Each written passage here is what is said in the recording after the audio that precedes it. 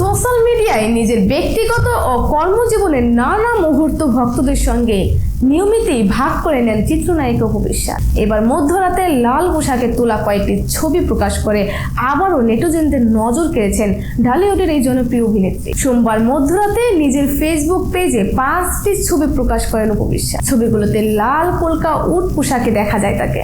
কখনো ক্যামেরার দিকে তাকিয়ে হাসছেন, আবার কখনো ভিন্ন ভঙ্গিতে পোজ দিয়েছেন অভিনেত্রী। রাতের পরিবেশ তোলার ছবিগুলোতে অপুর সাজ ও পোশাককে ছিল নান্দনিকভাবে ছোঁয়া। ছবিগুলোর সঙ্গে একই ছোট বার্তাও দেন অপু বিশ্বাস। ক্যাপশনে তিনি লেখেন, শান্ত রাত, সুন্দর স্বপ্ন, শুভরাত্রি।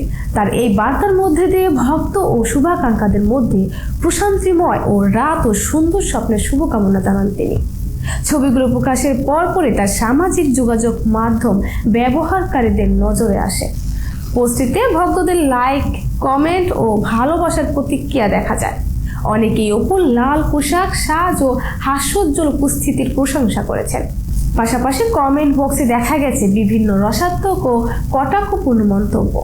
তবে সব মিলিয়ে নতুন ছবিগুলো নিয়ে ভক্তদের মধ্যে বেশ আগ্রহ তৈরি হয়েছে, কারণ কাজের ব্যস্ততার পাশাপাশি সোশ্যাল মিডিয়ায় অপুর এমন ব্যক্তিগত মুহূর্তের ছবি প্রকাশ বরাবরই অনুসারীদের আকর্ষণ করে।